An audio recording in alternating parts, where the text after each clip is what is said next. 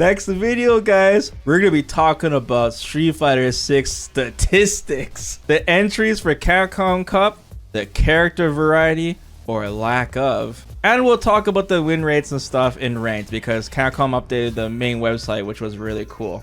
All right, so remember what I told you guys? There's a war going on right now, a war between Luke and Ken players. Who's more top tier than the other?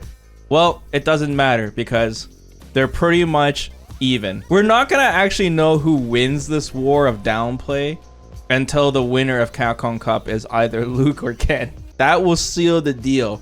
Whoever wins loses. The propaganda is everywhere. This is crazy, man. Look at this turnout.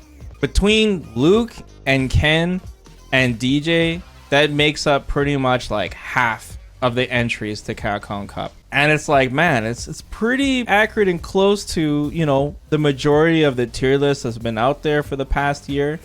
It's pretty good, but I guess the question is like how we ended up with this. You know, the why.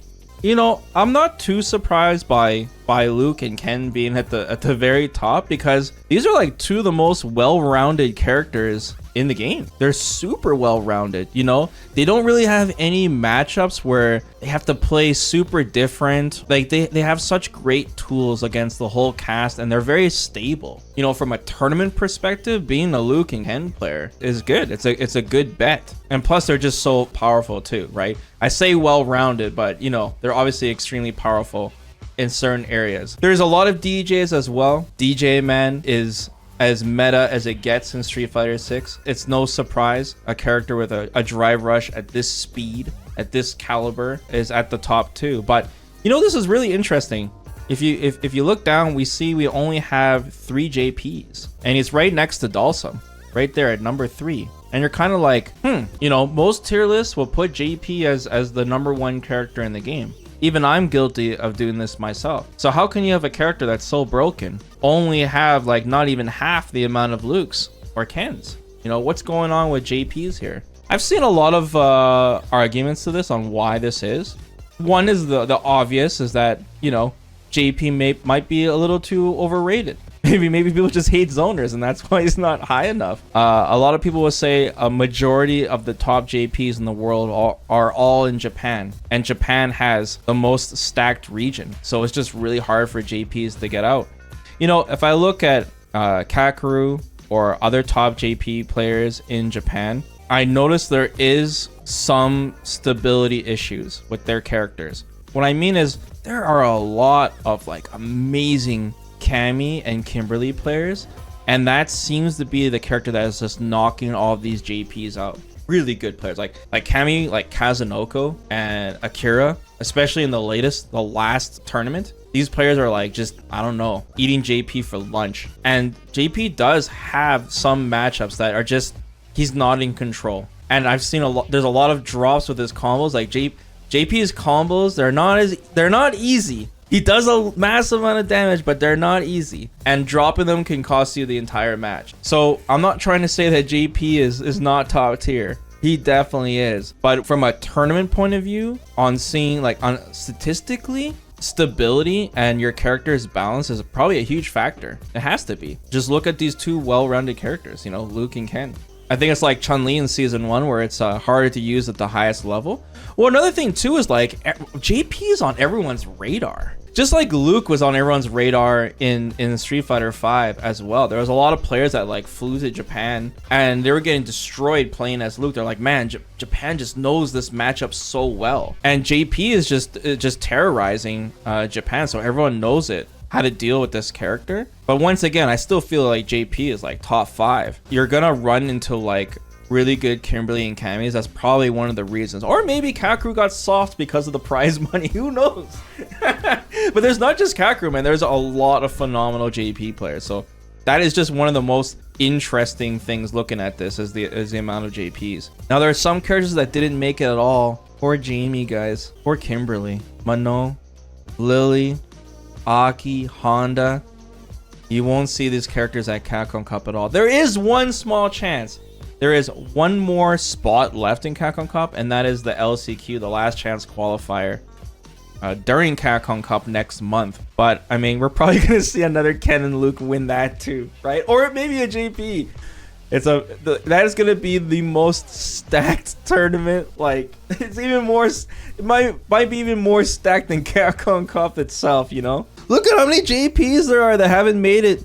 They're in the LCQ, guys. Look at the entries for Japan. If you just showed me these entries, I would tell you this is Capcom Cup right here. This is so insane. I hope all these players make it to the tournament, but if they do, like, it's gonna be an absolute bloodbath. So exciting. There are so many JPs here. JP here, Ryusei as well. Boom, boom, boom. Just so many that haven't made it in. You're probably looking at this and you're probably like, man, I don't see too many Lukes and Kens. I thought these characters were super top tier, and the reason is because they're already in Capcom Cup. They already made it. They don't need to play in the LCQ. A lot of you were really salty about this, and understandably so, because of the character variety. Like, the chances of us seeing a Luke and Ken mirror match is so astronomically high, especially since they're doing like round robin. Now some people are like, man, I don't even want to watch Capcom Cup because of the character variety. But I mean, you know, this is the Street Fighter 6. We haven't had a single balance patch yet, you know? It kind of makes you wonder, you know, the meta on this game, how well-rounded it is. It makes me think of Street Fighter 5. What was Street Fighter 5 like during their first Capcom Cup, during their first season without a balance patch too? But don't worry, I have that set up and ready. Let's take a time machine and go back to the original, the OG Capcom Cup 2016. Spoilers, by the way. And we can look at the qualifiers and the character variety we had back then. We see some Ryu, guys, some Nash, got some Mika, even the Kali, we got Dalsum, you know, even Fang is there.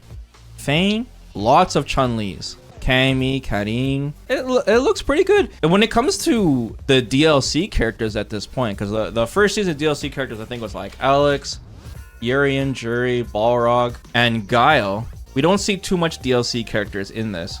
Only Problem X was using Alex, and obviously NuckleDu was using Guile for some of his matches. But for the most part, it was the core cast. And remember, Street Fighter V had more characters released at this time, so it's pretty much neck and neck with Street Fighter 6 at this point for the first Capcom Cup. If you look at the top 8, man, look at how many players from Japan are in the top 8. My goodness, crazy. But it was cool though. 2 Americans in the grand finals, and I see 2 Chun-Li's, 2 Mikas, technically, because NuckleDu used Mika as a side character, and then Cammy and Nash. Man, Kazunoko got 3rd place. I don't remember that. And Kazunoko's a beast, still playing Cammy. But at least looking at this, I'm sure Capcom is well aware of which characters are really, really strong. It'll make it easier for them to do the balance patches in general. I don't want to name any names, but there is a great tweet from a pro player that argues that if these characters down here at the bottom were top tier instead, and these characters were low tier at the top, the game would be in a much more unhealthier state. I'm paraphrasing. Don't put me on the spot here, but I just an interesting conversation though. What if we have a musical chair situation with season 2? And we never see Luke and Ken or Dee Jay again. And these characters down here start rising to the top. We got grapplers, right? Zoners, bullies, rushdown characters, tricky characters. What would it have been like if, you know, the shoe was in the other foot? Back in Street Fighter V during the first year, their point system was completely different. Because we have regionals and they're locked to the region. It wasn't like that at the beginning of Street Fighter V. And we had players like Daigo representing EU as the region qualifier. And I wonder if that would have affected anything in Street Fighter 6 because we're locked to regions. And if that changed the character variety, I have to point that out. A lot of the top players are in Japan that haven't made it because their tournaments are so stacked. And I wonder if that influenced this character variety a bit too. Yeah, this game's been out for less than a year, but if you include the beta tests, and you guys know what I'm talking about, and you include even people who are playing the game before the beta tests were even there, this game has been out for a while. It's never been more competitive, guys. This Street Fighter, the amount of players, for how good the netcode is, the rate these players are learning is crazy. People are gonna use like the best characters more. There's so much money on the line too. It's all business with this game. I'm even surprised that that some of these characters down here even made it, to be honest with you. Maybe if they didn't have the region lock, maybe it would even be this good. Like the birds we're talking, like Angry Bird and Big Bird, they were practicing with Kakeru in Japan. They were practicing in lobbies and running huge sets with each other, preparing for tournaments. That was before the big Gamers 8 and stuff, to learn the JP matchup and all of that. That's just something we simply could not do in Street Fighter 5. So these players are leveling up like crazy. Information's being passed around so fast to social media and streaming and everything now. Everyone is so good, and our rank system is also very, very good. But it doesn't mean that, like, you know, every Capcom Cup is gonna look like this. It's more information for Capcom, but actually, I think this is not too bad for a zero patch season, to be honest. It's gonna be funny though when we see those mirror matches. It's gonna be funny seeing the chat.